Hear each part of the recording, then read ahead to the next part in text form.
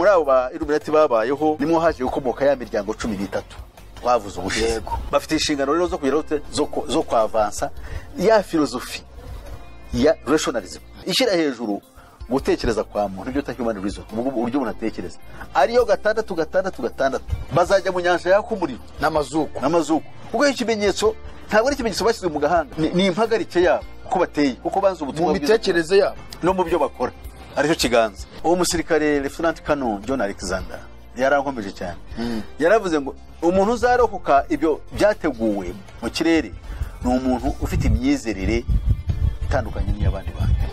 Niyo mpamvu tuvuga ubutumwa bwa nyuma twihuta. Mwaka wa 2030 tuzaba tuyoborwa n'ubwenge bwo bita AI, artificial intelligence. Biza kurangira rero koko ingoma za cyami bazihiritse. Ikintu cya mbere na mbere cyabayeho ko ari ukubanza gusenya ubwami bwo Bwongereza. Amerika bayifasha kwitegeka kugira ngo za mbaraga z'ubwami bw'Ubwongereza ariko Illuminati bikaba biva kuri Lucifer bivuze cyangwa Lucifer mu kilatini bivuze ngo utwaye urumuri. Ubwo rero bari abamurikiwe nicyo bivuze. Human reason ni ubwenge bwa muntu no gutekereza ngo ubwenge bwa muntu ariko akomora kuri Satani nibwo bugomba kuba inzira y'agakiza y'umuntu. Iyi programme iri ngari igiye kuzakoreshwa no muri za wifi no vuga na nino minara yingiye duca hejuru. Bagiye kuzayishyiraho imirasire ndetse hariho n'imashini ziri mu kirere zatwohereza imirasire zikarasa ku bwonko bwacu ariko umuntu ufite Kristo ntabwo bizamushobora. Ariko batangiye kuduhinduza icyo bita the media mindset, ari amaseri, the cinema, the television, the radio, computer, just it's part of the entertainment industry. Actually the entertainment industry is part of the media. Iyo bokamana rigizwe n'amadini ya Gikristo rizakora nk'ikinyabiziga cyo kwihutisha ubwami bwa Kristo. Aya madini yose ureba niyo mpamvu ubu ngubu yitwa Marayo. Papa yahawe titre yitwa Pontifex Maximus, bivuze rutindagizi w'ikirenga. Papa arakomeye ayoboye ishami y'yobokamana muri systeme ya Kristo. Buri kintu cyose kibaho ku isi gifite igisobanuro cyacyo nyacyo. Harimo n'ibibazo bya COVID, harimo n'ibibazo by'izi ntambara tubona nk'izi z'ibyihebe, nk'ibi byago tujya duhura nabyo, nk'ibi bintu bijyanye n'ihindagurika ry'ibihe, abantu bakavuza induru ngo n'amashashi. Icyambere tuba dushaka kubabwira Imana tukayimenya kandi tukamenya na Satani umwanzi wacu. Icyakabiri tukamenya Kristo umucunguzi wacu, tukamenya na Antikristo umubisha ubugingo bwacu. Johannes Adam Weishaupt amaze guhura mu buvumo bwa Ingolstadt aho yahuriye n'icyo bita the invisible force, cyo nita marayika w'umwijima. Abahishingano zo kujya gutangiza ku buryo bwihutirwa gahunda ijyanye n'ibihe kandi y'ibihe byose. Amerika yari imaze imyaka 2 yigenze. Amerika ikoreshwa nk'igikoresho mpuzamahanga baje noneho bafite ubumenyi bushya. Ubwo bumenyi nibwo baje bita kumurikirwa. Ibyo nibyo batagiye kwigisha rero kubera kumurikirwa kuko baburikiwe mu kilatini kuko bino bintu bigomba kujya.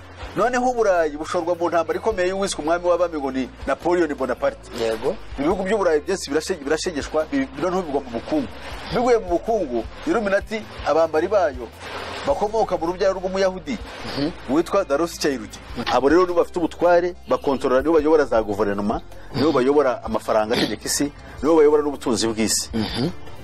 Imana ikomokaho na Kristo. Kristo akomokaho n'itorero.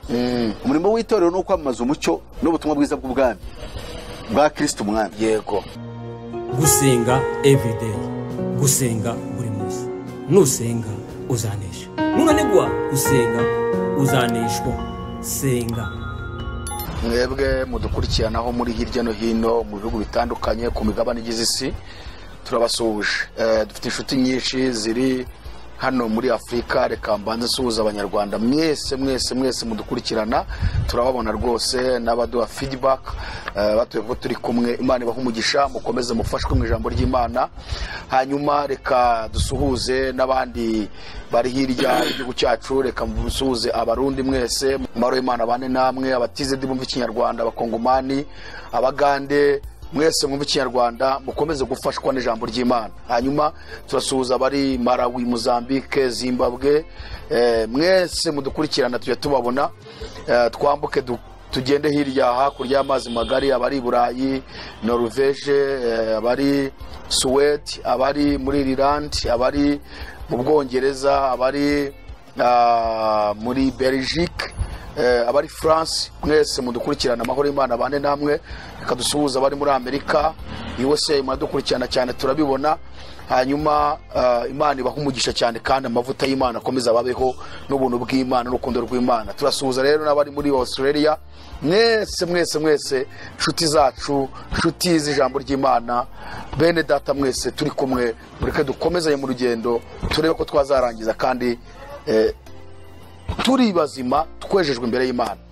Uyu munsi rero nk'uko bisanzwe turagarutse mu kiganiro cyacu kivuga ngo menya nibi. Iki ni ikiganiro menya nibi, aho turi kwiga ku nyigisho cyane zirebana na systeme y'isi uko yubatse, yaba politike, yaba ikoranabuhanga, yaba ibintu byose, iterambere ryose mureba mu isi rigenda riza tutajyaga tubona kera, kandi byarahanuwe.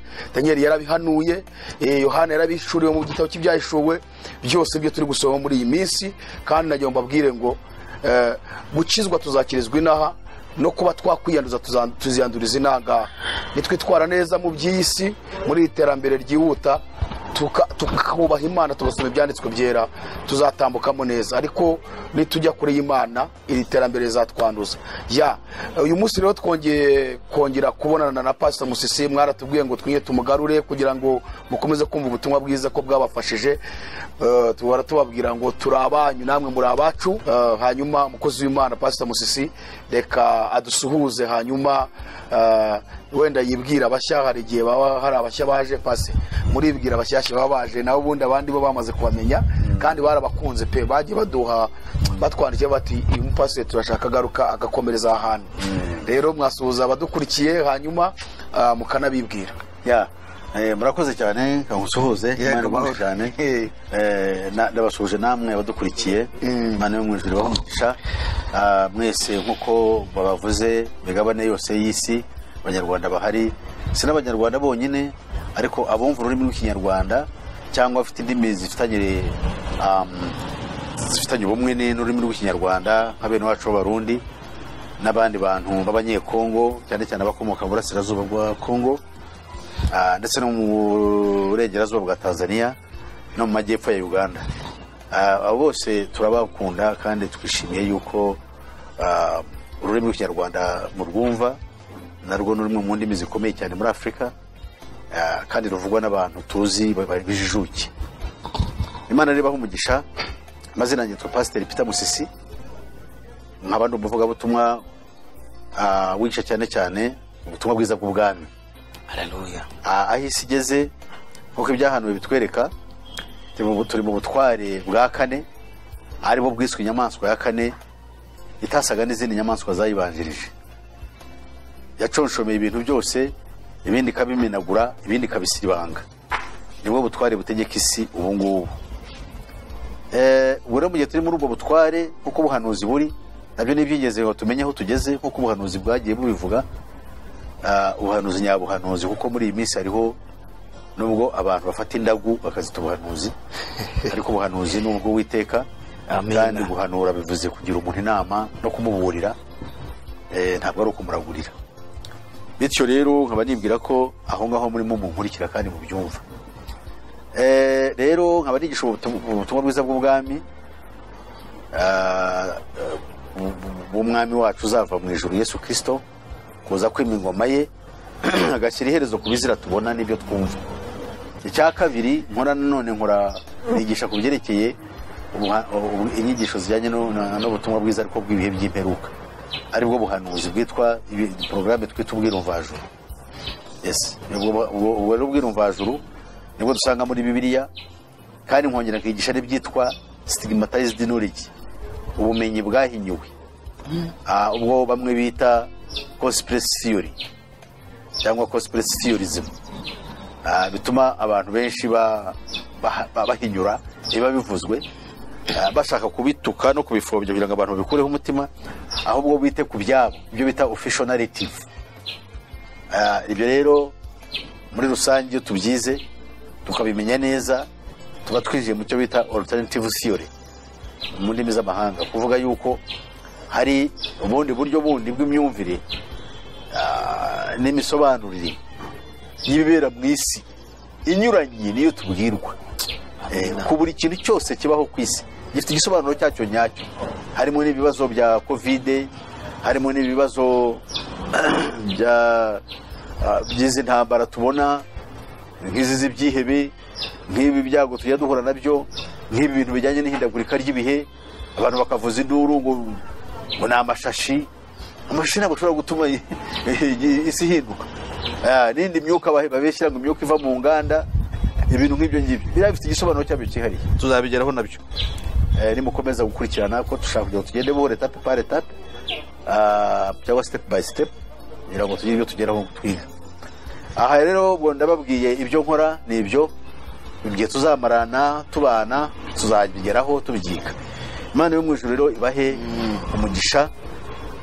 Ndibwira ko twasenga, yego, wenda noneho hagakurikiraho ibindi. Yego, Uhoraho Mana yacu turagushimye, uhabwe icyubahiro. Imana yaturemye dushyira muri iyi si, niwe Imana ishaka yuko tumenya ukuri, tugasobanukirwa n'ubumenyi nyabwo bujyanye n'ibidukikije, bujyanye n'ibyo turimo, bityo tugafata imyanzuro ikwiriye yo guhunga, tugahungira kandi muri Kristo Yesu, kuko ari we irembo ryadushyiriweho, ari nawe wiswe irembo ry'intama. Baranatwe rero uyu munsi, baranatwe muri iki cyigisho cyangwa muri kiganiro, dukurikije uko umuntu yacyita, bityo cyungura abacyumva, kandi natwe ubwacu twunguke, kuko dukeneye buri gihe kwiyibukiranya ibyo twaherewe ubuntu kugira ngo bishobore natwe gukorera muri twe. Nuko rero uhimbazwe kandi umugisha Aaron TV nabo badahwema kugira ngo bageze, dufatanyije nabo bakoreshe ubuhanga bafite n'ibikoresho bafite kugira ngo ukuri kugere ku baremwe bose, cyane cyane abavuga ururimi rw'Ikinyarwanda. Ushimwe Mwami ko wemeye kubidukorera byose, ubwa Yesu Kristo Umwami wacu. Amen. Pastor murakoze cyane. Hanyuma reka twinjire noneho mu kiganiro cyacu. Ubushize ubwo duherukana ngira ngo mwari mwatangiye kutuganiriza ku birebana na Illuminati, mutubwira, ntabwo mwabyinjiyemo cyane, gusa mwatubwira Illuminati, mutubwira n'imiryango igeze muri 13 Illuminati yashinze, ariko tubasaba ko mwazadufasha mukagaruka noneho mukagenda mubivuga idonido, ku buryo buri wese noneho asobanukirwa ibyo bintu neza.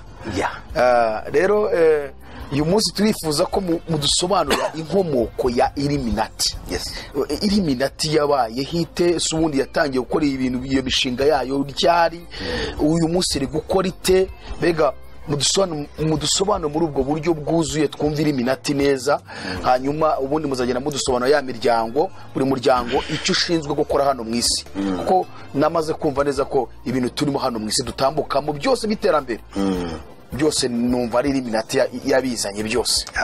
Ari na mpamvu haruza tuganiriza Antikristo ngenda tijambo se ntihazakomoka, kuko mu by'ukuri wumva Antikristo mu zaza ayoboye harimo n'iterambere, zaba ari afokasinze no kubirebana n'ikoranabuhanga cyane, ni technology. Rero mudusobanurire ibya Illuminati, tubahaye ikaze. Murakoze cyane. Yego, Imana y'umujuru bahumugisha. Abadukurikira bashobora wenda kurangara cyane bavuga Illuminati, wenda ntibamenye neza iby'ingenzi biri muri iki kiganiro. Icya mbere tuba dushaka kubabwira Imana tukayimenya, kandi tukamenya na Satani umwanzi wacu. Icya kabiri tukamenya Kristo umucunguzi wacu, tukamenya na Antikristo umubisha ubugingo bwacu. None tubaze ibyo ngibyo, ibyo byose tuvuga nimwe bituruka. Imana ikomokaho na Kristo, Kristo akomokaho n'itorero. Umurimo w'itorero ni ukwamamaza umucyo n'ubutumwa bwiza bw'ubwami bwa Kristo umwami. Yego. Hanyuma rero iyo tugiye ku rundi ruhande, Satani nawe afite umwana we yabyaye witwa inyamaswa ya kane, inyamaswa yavuye mu nyanja. Ngira ngo abantu bashobora kugira amatsiko kumva iyo nyamaswa. Reka dusome gatoya mu byahishuwe igice cyaho cya 13, noneho turebe, kubera kwasoma cyane haracitse, ariko ntacyo kuko iramfasha iyi ngiyi kera. Haravuga ngo gihagarara ku musenyi wo ku nyanja, ngiye kubona mbona inyamaswa iva mu nyanja ifite amahembe 10 n'imitwe 7. Ku mahembe yayo hariho ibisingo 10 no ku mitwe yayo hariho amazina yo gutuka Imana. Icyitonderwa, iyo nyamaswa nabonye yasaga n'ingwe, amajanja yayo yasaga na yaruko, akanwa kayo kasaga n'ak'intare, nuko no cya kiyoka kiha imbaraga zacyo n'intebe yacyo n'ubutware bwacyo bukomeye. Ari no magambo ushize twavuze, tuvuze yuko icyo kiyoka tubonye inyamaswa uko isa, ifite amahembe 10 n'imitwe 7. Twavuze yuko ubushize twavuze ku byerekeye ubutware bwayo n'ubwami bwayo, ndetse tuvuga n'imbaraga, uko ikiyoka cyayihaye imbaraga.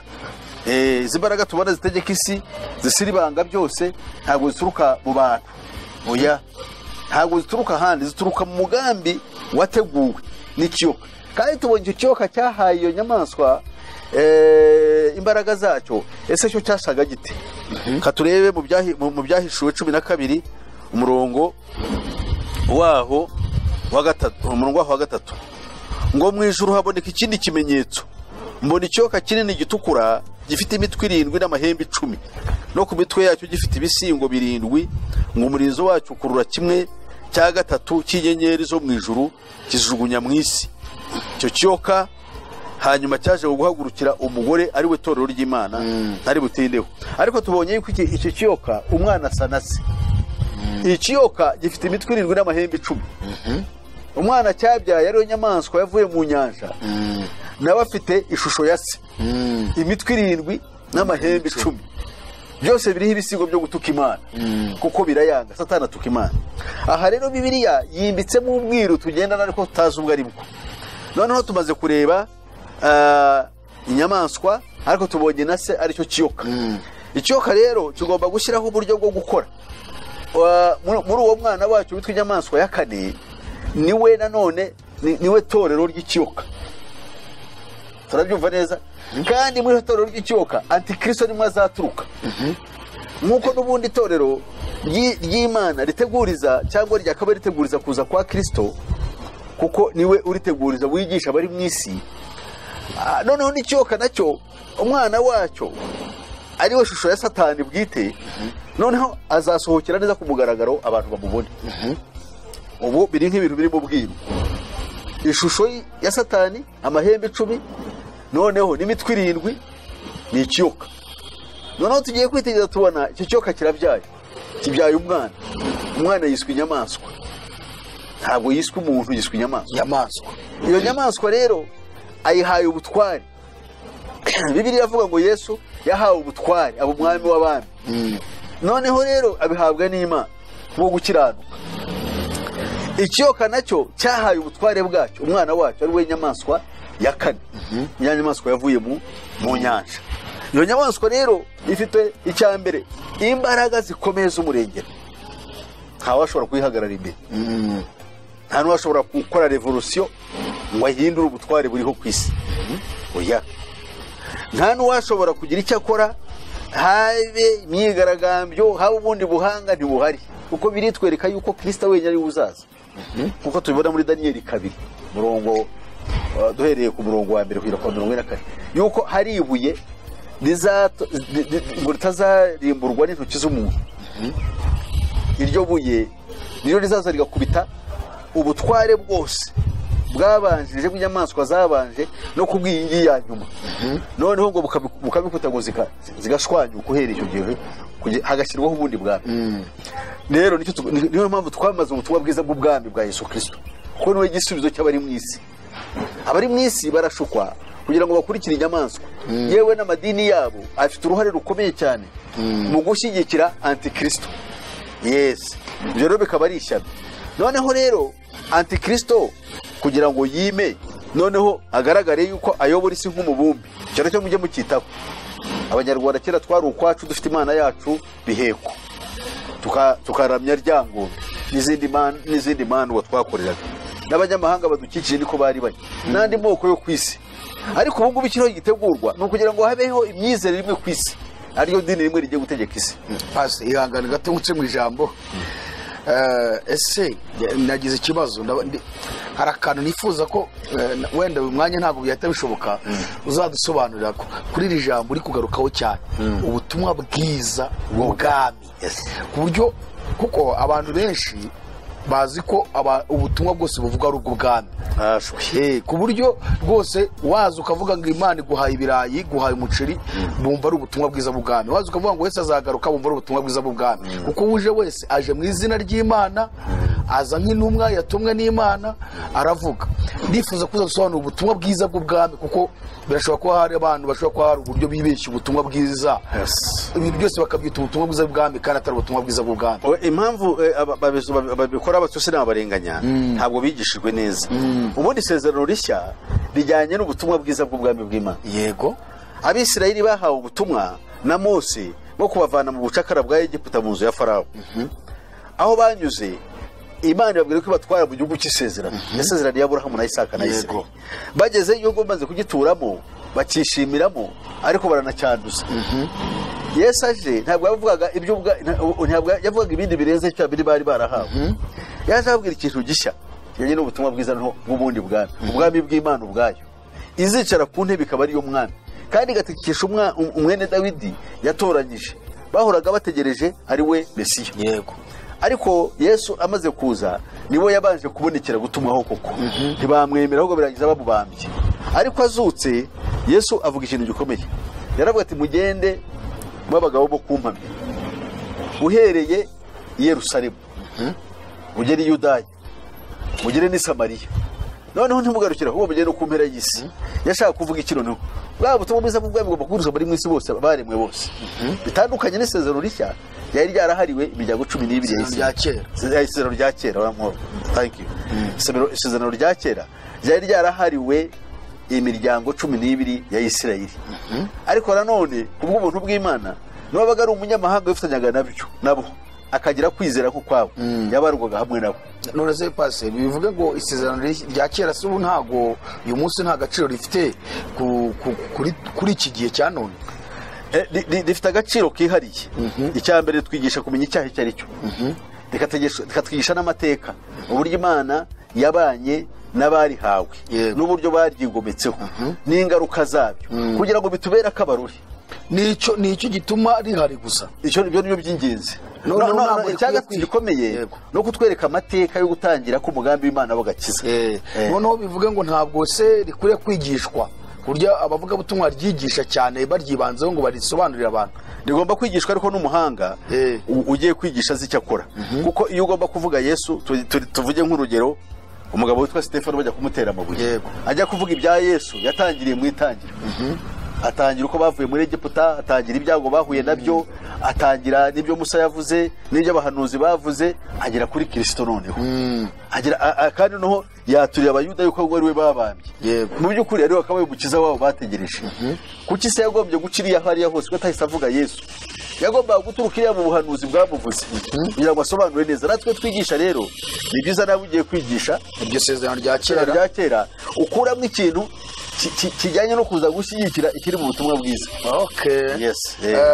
Hari abavuga butumwa tujya numva harimo n'abashumba uzasanga ashobora guhera ku itariki ya mbere akarangiza umwaka atarasoma mu isezerano rishya, ahubwo ari irya kera gusa yigisha, ariryo yivugira gusa. Ikibimutera sinamurenganya. Isezerano rishya ni isezerano ry'umwuka, ntabapfa kuryisukira.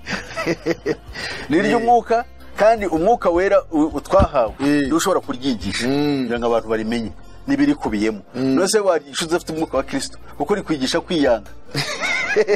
Ariko birakwiriye ko abantu bamenya iki kintu, kandi ubwo ndavuga abazi ko bafite ngo umuhamagaro wo kwigisha bakamenya ikintu cyitwa isezerano rishya, bakamenya n'agaciro karyo kugira ngo bigishe abantu. Kuko urumva ibiri mu isezerano rishya nibwo butumwa bwiza bw'ubwami cyane bureba abantu. Ariko uzasanga aba bantu benshi bibera mu rya kera, kandi rya kera ko rivuga ibintu biri paratike. Bivuga ngo Aburahamu arahaguruka agenda afite intama, afite ihene, afite inka, akandi nubwo ashobora kuvuga ati nta muntu wubaha Imana utazatunga nk'uko Aburahamu yatunze. Ugasanga byari barigisha.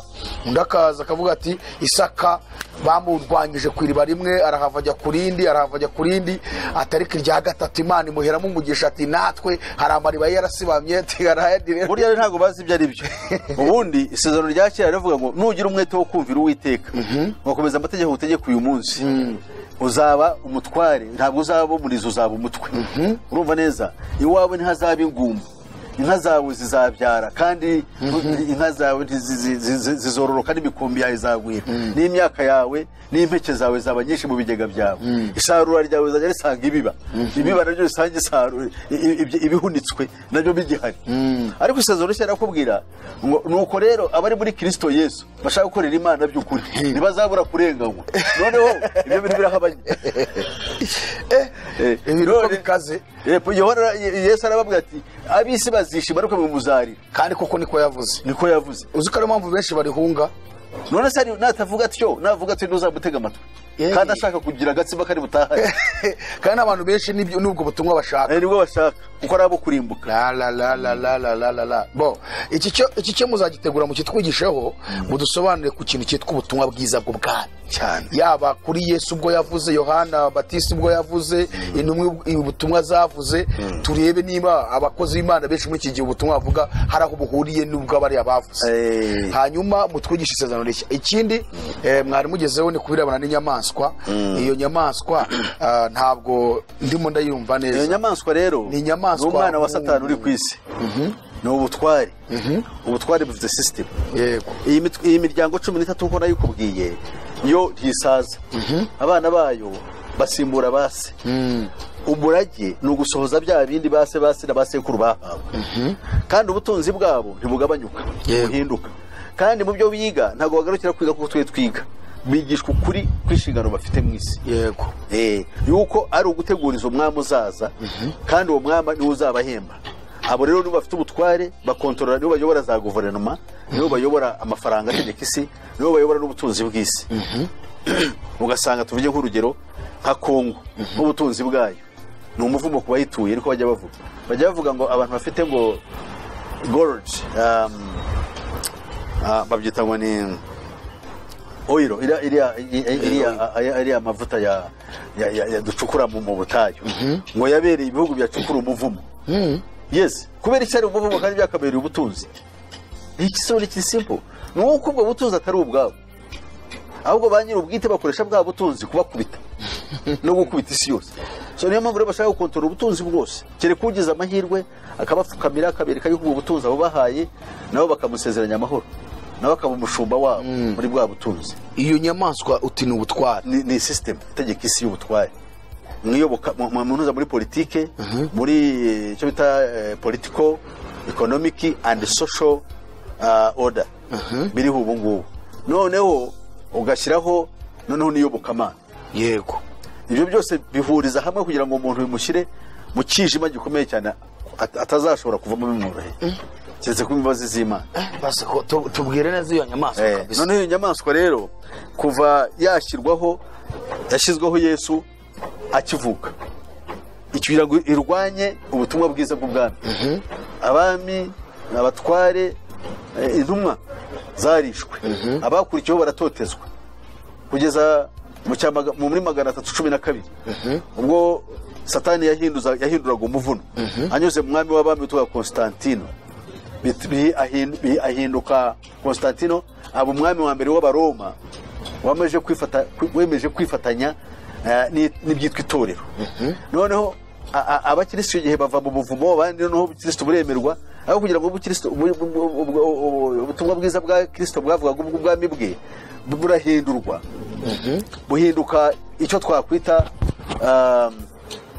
igikoresho cy'ubwami noneho maze guhinduka igikoresho cy'ubwami mu mwaka wa 380 nyuma y'ivuka rya Yesu Kristo uwitwaga umwami w'abami Theodosius wabayeho icyo gihe ashyiraho n'itegeko ryo kuvuga yuko the Catholic Church itorero gatolika ari ryo universel itorero ryemerewe ku isi yose ari madini yose cyangwa indi sectors zose zivuga ubutumwa zigomba guhagarika icyo gihe rero riremera abatware bariyobora bahinduka abakomeye babangikana n'ubwami bw'isi niyo mpamvu ubwami bwa Roma bwa politike buvuyeho ubwami bw'iyobokamana nibwo bwakomeje mu ishusho yabo icyo gihe papa yahawe titire yitwa Pontifex Maximus bivuze rutindagezi w'ikirenga muhuza abantu n'Imana rutindagezi kabisa kuko rutindagezi ubundi pontife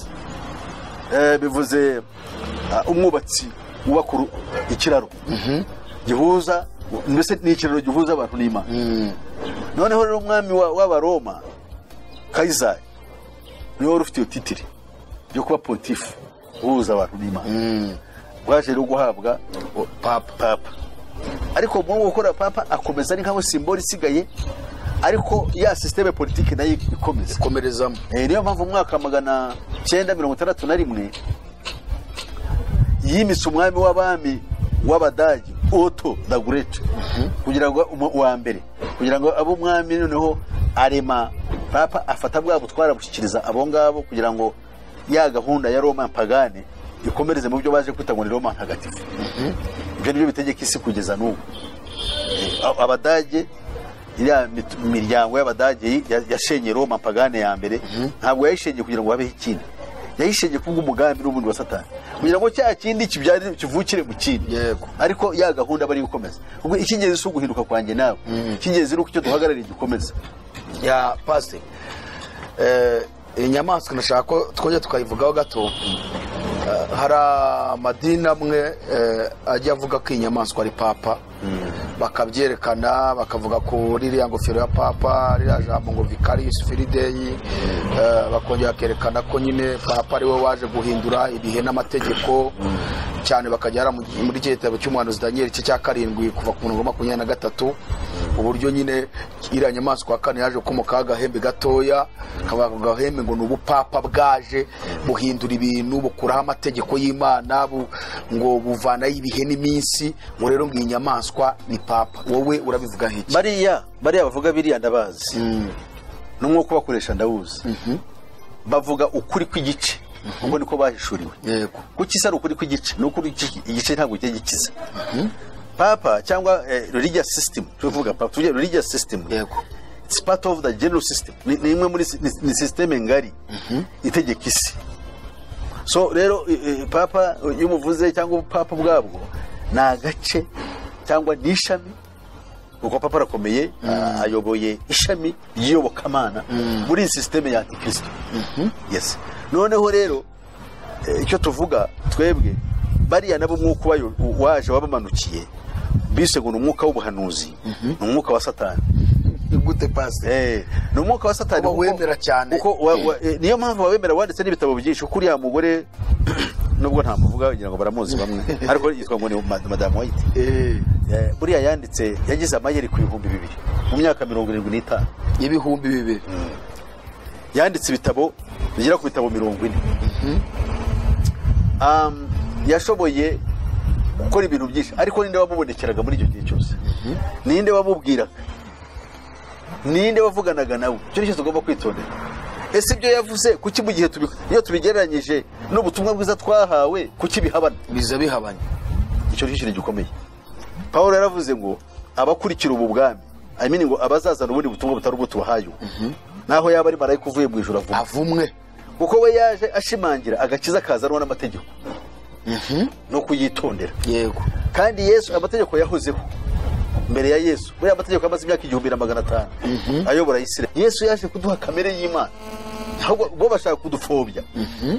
Satani ashaka kudupfobya ngo amategeko azadupfobya dusubiza hasi. Yes, twebwe twahawe kamere y'Imana. Amategeko Yesu turayazi, ese twayagenderamo dufite kamere yacu yakavukire. Kamere yacu yakavukire ntabwo wayibuza gusambana, ntiwayibuza kwiba, ntiwayibuza ishyari, ntiwayibuza umujinya. Ibyo byose tubishobozwa ni kamere twahawe, the nature of God. Icyo kintu cyumve neza, kamere y'Imana. Kuba utayifite kandi uri mu idini, cyo si ikibazo cyanjye ni icyawe. Ni ikibazo yuko wenda ahari utahamagawe cyangwa ahari utamenye ubutumwa bwiza. Yes. Base ugenda uvuga ibintu byinshi, ikintu cyo tuzakigarukaho. Numvise kugira ngo uzemere umuntu ukora umukristo biragoye, abantu benshi bita abanyedini, n'abapagani. Iki kintu uzakidusobanura, twereke umukristo nyamukristo. Yes. Agomba kuba meza ati ayoborwa n'iki rwose. Ese nuzi usengera mu idini runaka ni idini runaka uwo mukristo ni uwuhe? Ibyo nabyo uzabituganiriza. Ibibazo byose byose ujye ubifata ubyandike tujye tubishyira kuri kabisa. Hanyuma noneho reka tugaruke ngira ngo tujye kugaruka ku nyamaswa kanyo gatoya kuri inyamaswa kuri abo bantu bavuga ngo n'ubupapa urumva ko harimo akabazo nako rwose. Iyo bavuze ubupapa biba biri naro ni ukuvuga ngo ureba ikintu kimwe ukagitumbira noneho wagitumbira ntumenye ikibazo. Ngubu bafata ubupapa nabo bagafata n'icyumweru tekereza umunsi. Yego umunsi barawurwanya ni nayo mpamvu ari bantikristo. Umunsi Kristo yazukiyeho bawanga urunuka barawanga cyane ngo ni umunsi w'inyamaswa ugiye kwica abantu benshi. Why iminsi yose kuturabwira bugacya? Ejo numvise bavuga ngo icyumweru ngo nicyo kimenyetso cy'inyamaswa. Niko bavuga rero nuvuga ngo bamaze gucanganya kandi umunsi icyumweru Yesu nicyo yazutseho. Jewe mba ku mbuga zabo zira kuresha n'abaganiriza ariko iyo nabo baratagira bagahangana nk'ubu bafite ikibazo cyo kurya guteka ku cyumweru. Iyo bagiye mu isano rya kera mu kuva igice cya 54 harababwira ngo ku munsi w'isabato iwawe iziko ryawe rizagaragaremo umuriro ucumba. Niyo mpamvu rero bamwe bararya barya ibyagaze byaraye noneho abandi bakavuga ngo no ariko kandi ngo roho nzima ngo mubiri muzima ngo twarigishijwe ngo tugomba kurya ntitwiyahure ngo ntitwangize umubiri wacu tugomba rero guteka. None mpaka zikavuga batari kibazo bakavuga ngo ariko Madame White yaravuze ngo ukuri yazanye ntihaboneka ukuri kuruta kuboneka muri Bibiliya ngo tuzakurikira ukuri muri Bibiliya. Ukibaza uko kuri kwaje kandi hugaragaza yuko kuzahangana na Bibiliya ikagomba kugutsinda kwavuye he? Ahubwo none ikibazo mise numvamo aho ngaho niba Imana niba ari ikuzana ibintu ibyo kuzanira ni nayo yandikishije Bibiliya. Ni gute mvuga ngo nahawe yerekwa rivuye ku Mana nkagavuga ngo nimusoma Bibiliya mukumva iryo yerekwa riri hasi ya Bibiliya muzahindure mujye muri Bibiliya. Bivuga ngo ryerekwa rero ntago ari ry'Imana kuko Imana ari Bibiliya ni nayo impaye yerekwa. Ni guhaye yerekwa ndose yaguhita ikinyuma cyangwa yaguhita ikivuguruza cya kindi. Ibyo rero ni ubona inama yari ya Satani kandi bari ababyigisha bo baratsindagira cyane bajya gusaba ugasanga aho kugira ngo hatsindagirwe Bibiliya hagatsindagirwa bya bitabo. Nicyo kibazo ubundi usanga nibyo bigishwa nibwo buhanuzi bafite nibyo bitwararika kutarya inyama gutanywa icyayi ngo bararinda umubiri wabo kandi ntibishoboka ko ibintu byose byarangiritse. N'akawunga ugura hariya mu ntuza nako ntuzakarye n'ikijumba tugiye kukireka n'inyanya turya tugiye kuzireka kuko nazo zose chemicals bakoresha baduha kugira ngo zigwire. Ni bwa burwayi kabisa nibwo turimo kurwara buri munsi. Ariko kutarya inyama bashatse kuyireka iki nacyo ndacyandika. Hari ikintu nacyo uzakituganirizaho ku birebana n'ibi biryo turya biciye mu mamashini bishyize mu maproduwi bifite ibintu bibirera bigakura niba ari inkoko ikamara iminsi ngaho ikabirariwe. Ibyo turebe n'ibi birwara birimo kuza mu isi ukuntu bingana. Ariko turavuga ibyo byonyine reba n'abano bantu bacu tubyara umwana arakuru ugasanga yavuze yabaye ikigabo ariko ugasanga aratekereza ko uruhinja. Dufite ibibazo bikomeye. Ni ikibazo gikomeye. Nyamara iri ni ishyano bajya bavuga gakabi gasekwa nk'akeza ariko iri ni ishyano tugezemo. Mukomeze mutubwire iby'iyo nyamaswa n'ibya Illuminati. Inyamaswa rero na Illuminati nk'uko twari tumaze kubivuga tumaze kubona yuko inyamaswa ari ubutware system itegeka isi. Tumaze kubona yuko ikorera iteguriza kuza kwa Antikristo uze kwicara ku ntebe. Tumaze kubona yuko yagiye ikora muri za phases. Twavuze yuko iyi gahunda iteguriza kuza kwa Antikristo ku mugaragaro yatangiye mu cya 776. Icyo nicyo gihe twita ikinyejana cya 18. Muri iki kinyejana cya 18 abavuye cyangwa abavuye muri bwa buvumo nakubwiye bari bayobowe n'utwaga abamaze guhabwa amabwiriza tariki ya mbere yo kwa gatanu muri cya 776 wabahaye amabwiriza yitwaga Johannes Adam Weishaupt amaze guhura mu buvumo bwa Ingolstadt aho yahuriye n'icyo bita the invisible force. Icyo nita marayika w'umwijima abaha inshingano zo kujya gutangiza ku buryo bwihutirwa gahunda ijyanye n'ibihe kandi y'ibihe byose. Amerika yari imaze imyaka 2 yigenze. Amerika ikoreshwa nk'igikoresho mpuzamahanga cy'abantu bose bazahuriramo b'amoko yose kandi cy'urugero rwiza rw'uko abantu bakwiriye kumera ko bakwiriye kuba mu gatebo kamwe. Noneho ubwo ngubwo aho mu Budage ibyo byabereye niho havutse inyigisho. Izo nyigisho bazigishirizaga mu mazu y'abafurimaso yo twita Masonic Lodges. Izo nyigisho rero zimaze kugwira, zimaze kuba nyinshi, abantu bamaze kuboneka graduates cyangwa abarangije ayo masomo. Baraje basohotse cyangwa abo twakwitwa indatwa. Baje noneho bafite ubumenyi bushya. Ubwo bumenyi nibwo baje bita kumurikirwa, yuko bamurikiwe. Ibyo nibyo batagiye kwigisha rero, kubera kumurikirwa kuko bamurikiwe mu Kilatini, kuko bino bintu bigomba kujyana n'indimi z'amabanga z'abaromani. Biswe rero Illuminatus. Muri ijambo Illuminati niho bituruka. Mu ijambo ry'Ikilatini rivuga Illuminatus. Ariko Illuminatus bikaba biva kuri Lucifer, bivuze cyangwa Lucifer mu Kilatini, bivuze ngo utwaye urumuri. Ubwo rero bari abamurikiwe nicyo bivuze. Bageze kumurikirwa, niho inyigisho zabo zaje. Izo nyigisho zo bita rationalism mu Cyongereza. So rationalism yigisha ibintu bishingiye kuri cyo bita human reason. Human reason ni ubwenge bwa muntu no gutekereza. Ngo ubwenge bwa muntu ariko akomora kuri Satani nibwo bugomba kuba inzira y'agakiza y'umuntu. Ndetse niyo bukamana risanzwe naryo ryagombaga guhinduka rikaba igikoresho cy'umuntu, umuntu akarikoresha ku bw'inyungu ze. Yego, aricyo tugezemo. Ni nabyo bigezweho. Iyobokamana ryakwarikoreshya mu buhe buryo kugira ngo utere imbere. Apana kuvuga ngo iyobokamana warikurikira kugira ngo rigere ute rigereho rigeze mu bwami bw'Imana. None abo ngabo muri abo ba Illuminati babayeho nimwo haje gukomoka ya miryango 13 twavuze ubushize. Bafite inshingano rero zo kugira zo kwavansa ya filozofi ya rationalism ishyira hejuru gutekereza kwa muntu, ibyo ta human reason, uburyo umuntu atekereza ariyo 6. Yes. Ako kantu gasubiremo tukumve neza. 6 bazi yuko ari icyasha bazagushyira mu gahanga. Abantu benshi niko babimenya rwose, ni uko bazi. Niyo mpamvu bamwe bavuga ngo ni icyumweru. Ariko 6 ni theory umuntu yakira ikamubera guidance, ikintu kiyobora imitekerereze n'imyumvire ye. Icyo kimenyetso, kuko Bibiliya yavuga ngo abashyize icyo kimenyetso bazajya mu nyanja yaka umuriro n'amazuku. Kuko icyo kimenyetso ntabwo ari ikimenyetso bashyize mu gahanga, ni impagarike yabo uko bateye, kuko banze ubutumwa mu mitekerereze yabo no mu byo bakora.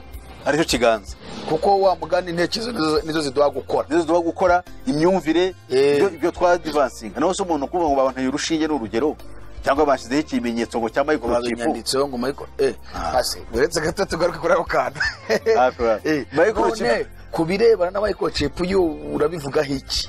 Nabyo navuze ubushize. Microchip has nothing to do with that. Microchip ni ugufata data, personal data yawe. Ya yindi yagendera kuri card, ku ikarita cyangwa ahandi hantu wari uyifite. Iyo tuvuze personal data ni ukuvuga ibikuranga, ibyo uri byo bakabitera bakabigushyiramo, kakuma kakagendera mu mubiri wawe, nto bitandukaniye. None aho kugira ukajye mufuka bakakimurira mu mubiri. Ako se ntabwo kagira ingaruka kuri uwo mubare 635? Ntaho bihuriye ko ntabwo kajya mu bugingo. Ikijya mu bugingo ni cya kindi wakira. None niyo ngingo ya 9 iri hano. Kuri biriya bintu bavuga se ko guhindura abantu amarobo, ko wari bavuze ko nabyo urabitubwiraho. Se microchip ntabwo bifite uruhare rukomeye cyane umuntu yahindurwa irobo agakoreshwa n'ubwo butegetsi bw'ibihangange cyangwa se ubwo butware bukomeye bw'umwijima. Iyi programme ntabwo izagarukira ku microchip, abantu baribeshya. Iyi programme iri ngari, igiye kuzakoreshwa no muri za wifi, no vuga na nino minara yingiye duca hejuru. Bagiye kuzayishyiraho imirasire, ndetse hariho n'imashini ziri mu kirere zatwohereza ibirasire zikarasa ku bwonko bwacu kugira ngo biduhindure ukundi mu bitekerezo, bitwambike indi shusho. Ariko umuntu ufite Kristo ntabwo bizamushobora. Hari akantu waruvuze ngo 6 ni mu ntekerezo, ndetse n'ibikorwa, kuko intekerezo ziduha n'ibikorwa dukora, ibyo dutekereza nabyo twapurika. icyo nicyo narigize ikibazo kuri microchip kuko urumva bavuga ko microchip nibamara kuyigushyiramo bazaba bayobora intekerezo zawe. Nkavuga se umuntu wayoboye intekerezo zawe ko abo n'ubundi ari ubutware bwa satani bukora na satani, ntago bishobora kuzatuma niba utajya gusambana baguteramo gusambana, niba utajyaga wiba baguteramo ko irari ryose utagiraga ry'iby'isi microchip bakayishyiramo ibintu bituma ukunda irari ry'iby'isi ku buryo utangira kwiyanduza noneho bya binini bigatuma urimbuka. Ibyo byo vuga ni ukuri. Yego, umuntu wese wagenewe kurimbuka ibyo bizamubaho ntazabitewe na microchip ariko zarwa nuko atizeye. Ntabwo byashobora kumugeraho wizeye. Erega ari cy'abantu ntabwo bazi Kristo mu muntu icyo ari cyo. Oya, buryo umuntu ufite Kristo afite ubudahangarwa. Kristo hari umusirikare yitwa Lieutenant Colonel John Alexander, yaravuze ati, avuga ku byerekeye byuta Soviet installed giant internets, I mean computers, actually computers. Abasovieti ba kera bari abarusiya bashyize mu ahantu muri outer space imashini zikomeye cyane zigamije kugira ngo zizatugireho twebwe bari mu isi. Ko buriya abasoviete, abanyamerika, abacyabashinwa bari bose nibo bami 10 bakoreshwa na nyamaswa mu kurwanya Kristo. Uko iyo urwanya itorero rya Kristo urwanya Kristo niyo anti Kristo buriya barakora. Abami uzabatubwira neza. Abo bami barahari zababwira ni 10. Noneho gahunda ihari nari ngezeho cyo nakubwiraga. Uwo musirikare Lieutenant Colonel John Alexander yarankomeje cyane. Yaravuze ngo umuntu uzarokoka ibyo byateguwe mu kirere ni umuntu ufite imyizerere itandukanye n'iy'abandi bantu, cyangwa se ufite umuco yinjiyemo udasanzwe utari uwo mu bantu basanzwe mu isi. Yaganishaga kuki nk'uko icyo yayipishuri ni ukuvuga ngo nabari muri Kristo Yesu bafite umuco w'Imana muri bo, kuko Kristo yari muri wowe afite imbaraga zo kurwanya umwanzi n'imbaraga ze zose n'ubushobozi bwe bwose. Yes, none ni muri urwo rwego twemera yuko ibintu bitazatugiraho ingaruka.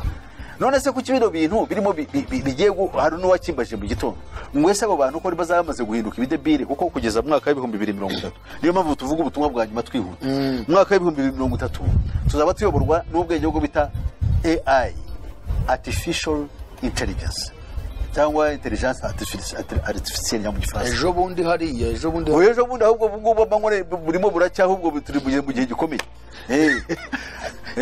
None abari mu isi bo ibyo ntibabizi, kandi biriya bintu byatangiye kera, kuko nubwo tuvuga ngo baraduhinduza, bazaduhinduza microchip n'ibindi, ariko batangiye kuduhinduza icyo bita the media mindset.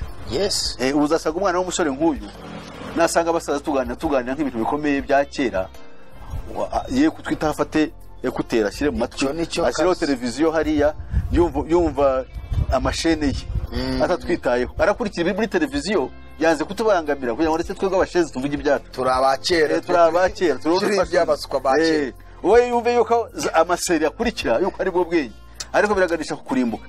Ari amaseri, the cinema, the television, the radio, computer, byose it's part of the entertainment industry. Nibyo biri no muri media. Actually the entertainment industry is part of the media. So ibyo rero biradutwara nabyo se pase hari uruhare byagiramo kuba byanduza abantu se cyane. Nose abantu bivuga bari bazapono, abantu bivuga bari biki, abantu barabasoma ibinyamakuru bari kuri internet, bivuga abantu ari amaseri se bareba nayo yakwanduza umuntu. Ari amaseri arakwanduza kuko ni icyo bwenge, wabirebye nta kindi areba. Aba muri biriya bintu hari n'umugore wajya kumubwira ati jewe ndabireba kibagirwa no kurya, ubundi bakandira bajya kushyira mu buriri nabo ugahatwo. Bari abantu bareba pornography harimo power zibavamo, harimo imbaraga bakazikurikira bakurikiza biriya bintu. Niyo mpamvu reba n'imiryango iri misenya, niyo mpamvu iri gusenyuka. Irasenyuka, abantu barashaka kwindura ukundi. Noneho abantu bajya gusangwa bagasangwa bigishwa ibindi, imiryango ikigishwa ibindi, abagore bakigishwa ibindi, bakabwira yuko bagomba ko umugabo yabatsikamiye kera bagomba kumwigobotora, umugabo nawe akarizisa. Icyo nashaka kubaza, ese ibi bintu urimo uravuga byose byaba bikubiye mu mishinga Illuminati yateguye kera? Nibyo ndimo mvuga ubu ngubu, ahubwo nabyijemo, ndimo ndabikwegera ibyo turaza kubigeraho ejo batatera point chat bya bintu abantu bafata nk'ibintu byoroshye. Dore uzi ko ya Miss Paul yahanuye koko ngo Miss Meruka azabire birushye. ubu turi mu gihe kiruhanyije, kwinjiramo ikomeye cyane. igihe turimo ubwo kiraruhanyije cyane kandi ni kibi cyane. Noneho nakubwiraga biriya bimaze gutangira, izo nyigisho ntuzatangiriye.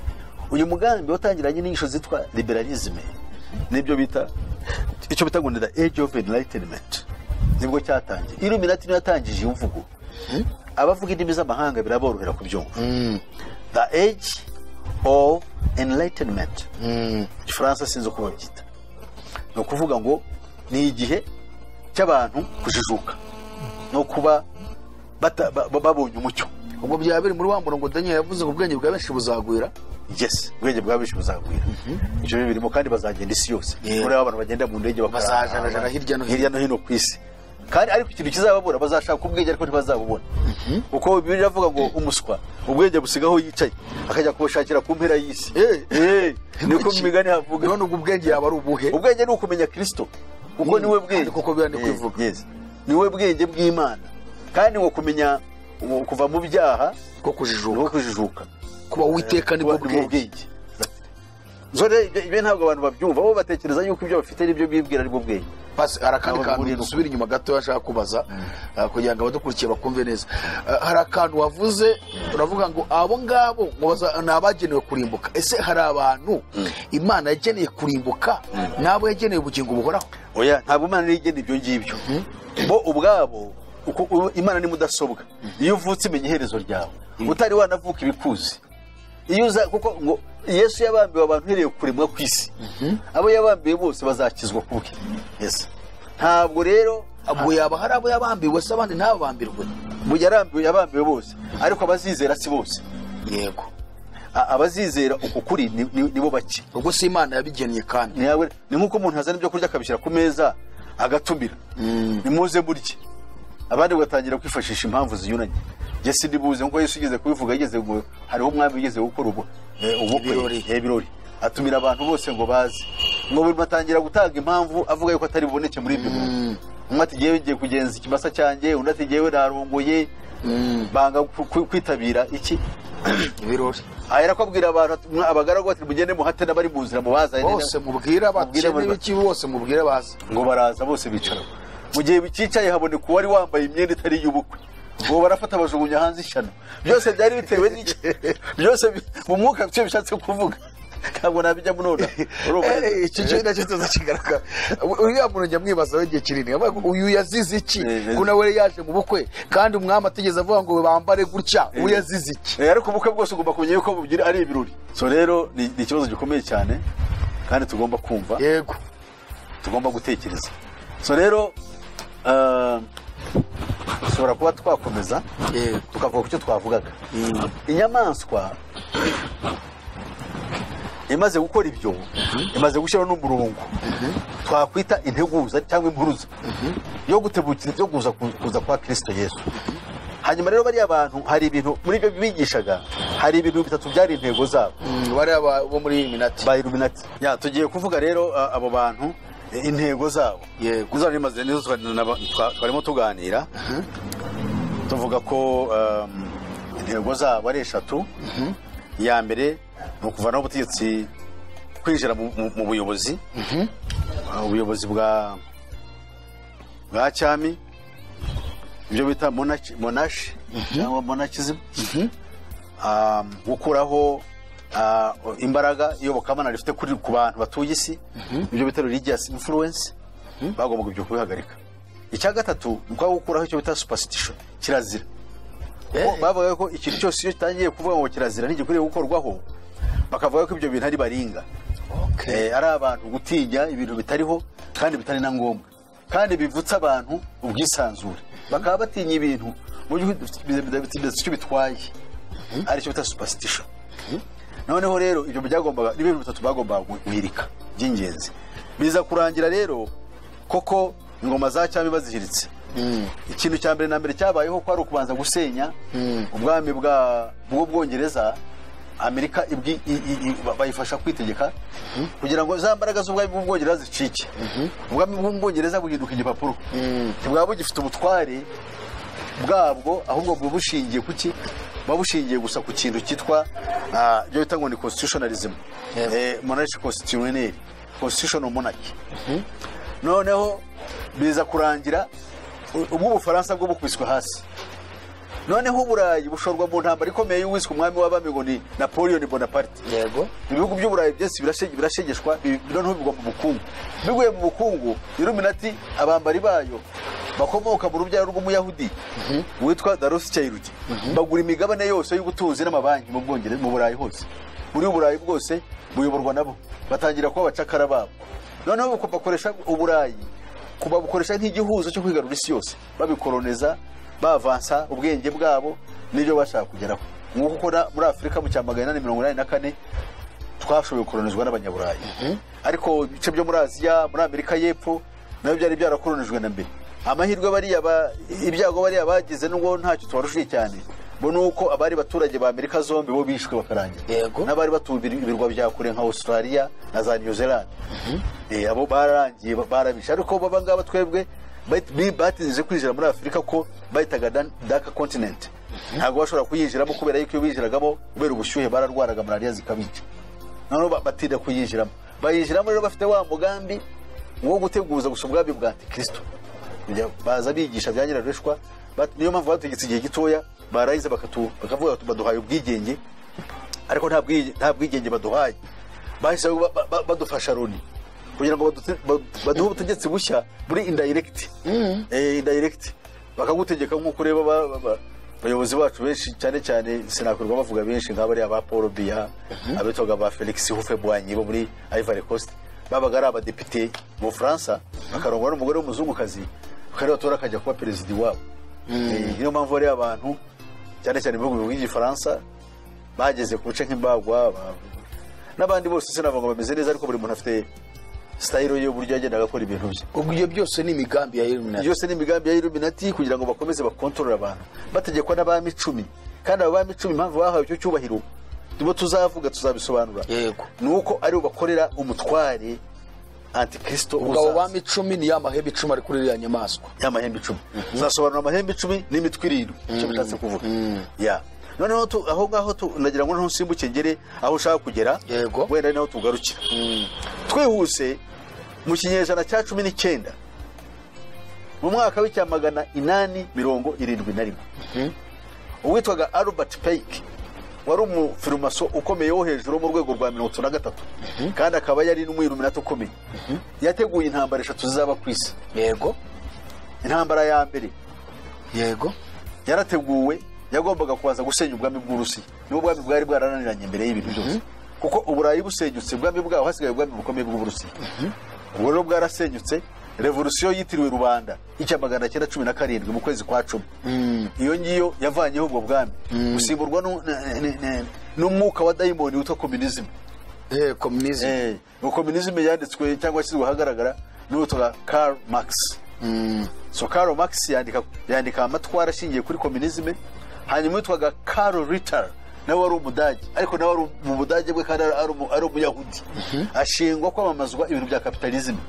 None izo filozofi zombi zishingiye ku bukungu no kuri politike zitangira guhanganisha abantu. N'ubu ziriho. Niyo mahembe 2 inyamaswa yavuye mu gitaka. None ayo niyo mahembe 2 ahanganishije iki? Izo filozofi 2 bashingiyeho, burasirazuba n'uburengerazuba.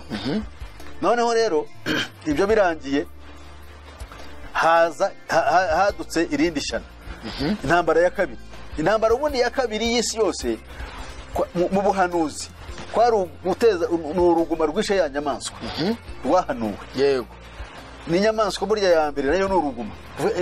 Intambara ya mbere n'iya kabiri byose bigize uruguma. Intambara ya mbere niyo warurangije batera Uburusiya. Intambara ya kabiri rero bashenye Ubudage. Gusenya Ubudage harimo ibanga. Ubundi ubwami bwa Roma dukurikije Danieli bushingiye ku maguru 2 y'ibyuma. Noneho ayo maguru iyo tugiye mu byahishuwe no mutwa wa 6 twari tuvuze intambara ya mbere kwari gusenya Uburusiya, kuko Uburusiya bwari bubangamiye iriya systeme yo guhindura politike mpuzamahanga. Hanyuma rero cyari gisigaye rero no gushoza n'intambara yo gusenya systeme z'ibihugu by'Uburayi uko zari zimeze imbere. Cya mbere. Cya kabiri no gushyiraho abayahudi bagashyirwa muri Palestine mu burasirazuba bwa hagati aho baturutse hatagamije kubacyura nk'uko byari bimeze cyangwa kubatuza, ahubwo bagamije gukurura imvururu hagati yabo n'abayisilamu, bikazatera intambara ya gatatu y'isi yose ariyo turi ari intambara ya Palestina na Israel. Ubu niyo ntambara turimo turwana, ntizigere nahagarara, ntabwo ushobora guhagarara nahabe n'akanganamana. Ni ukuvuga ngo ahubwo rero iratezwa imbere mu buryo kandi noneho bubi kandi buruhagije.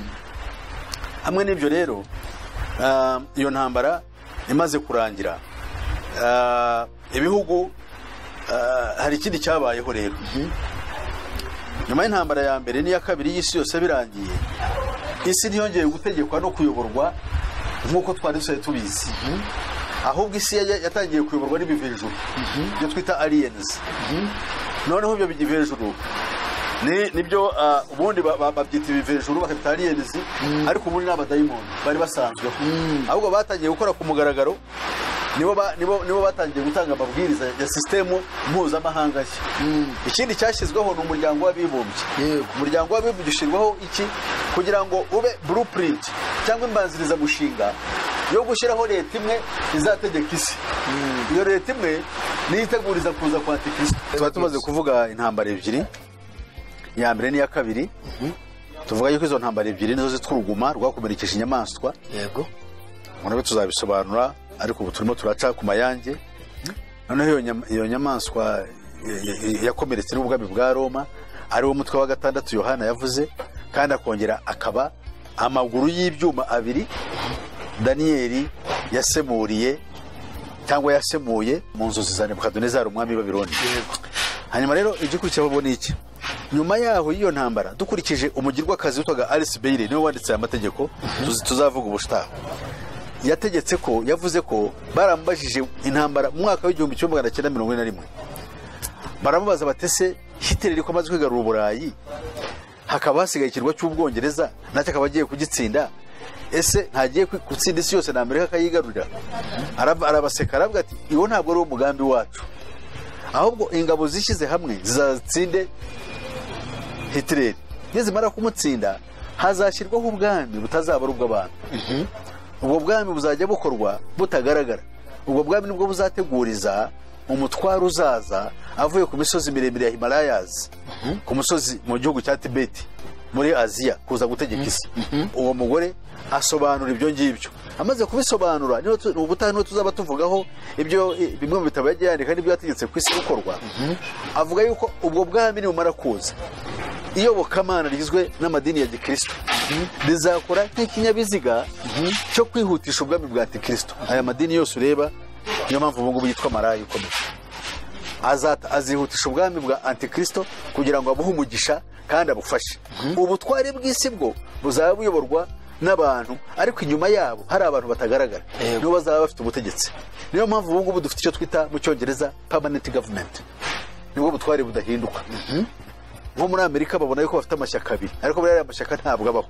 Hari ishyaka rimwe ryitwa Council on Foreign Relations, niyo ritegura abami bazategeka, banyuze mu gishuko cy'abantu bareba bakagira ngo ni ishyaka bitwa abademokrate cyangwa abarepublicans.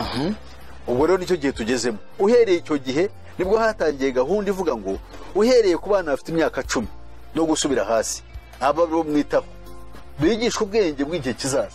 Ni ukuvuga abantu bose bavutse muri mwaka wa 1945 bari bafite imyaka 10, cyane cyane mu bihugu byari biteye imbere, ubataye umutwe, nta bwenge bafite. Twebwe ubu ngubu bari imyaka za 30 n'abangaba babyiruka nabo ni ibipapuro. Ubu ngubu rero turinjira, nibwo tuzinjira tukareba aya mahame 10 akurikizwa, nibwo tuzareba n'ibindi byose. Abashaka rero kugira ngo ngengarukira aha ngaha, yego nizeze yuko abadukurikira tuzaba turi kumwe nanone tugatangira aha ngaha tugarukiye kuri gahunda yatangiye mu 1945 nyuma y'intambara y'isi yose. Turebe noneho aba bantu bategeka batambaye umubiri barutegeka batuganisha he. Ni faze ya kabiri. Muri Bibiliya yitwa umutwe wa 7, uzategeka igihe gito uteguriza inyamaswa, cyangwa umutwe wa 8 uzazuze kurembuka, ari wa Antikristo ugiye kuza mu gihe gito. Imana reba humugisha pase nari bagire. Urumva muzakomereza aho ngaho, ndetse no kuri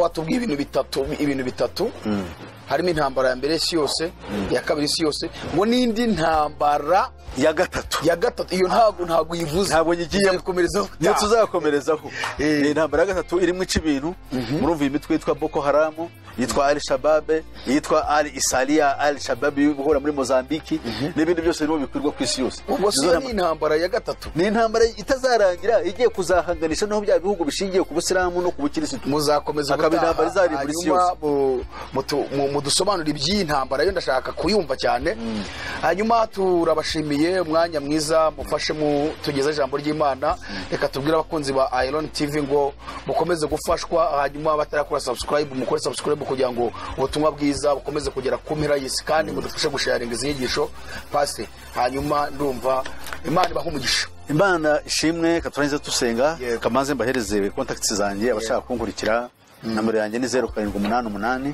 50 60 iyo numero niba no kuri WhatsApp abari mu mahanga birumvikana no gushyiraho akamenyetso guteranya gashyiraho umubare 250 788 50 Imana ibaho umugisha kandi abumva ururimi mukomeze gutera imbere abatumva ururimi mu minsi iri imbere ngira nko mu kwezi kumwe cyangwa mu byumweru bike tuzashaka gushyiraho porogaramu y'icyongereza tuvuga ibintu Imana yo mujuru umugisha kadusenge yego uhoraho Mana yacu turagushimye haleluya Imana igira neza Imana ishaka guhishura ubwiro bukomeye kugira ngo abari mu isi bamenye ukuri bamenye ibyahanuwe by'ukuri by'Imana yuko birimo bigiye gusohora bitandukanye n'indagu z'abapfumu n'abambuzi b'ingeri zose maze bashobore gukiza ubugingo bwabo Imana yo mwijuru bana natwe utuyobore muri byose kandi duhe umugisha ubwa Yesu Kristo umwami wacu amen gusenga everyday gusenga buri munsi nusenga uzanesha nunanigwa gusenga uzaneshwa senga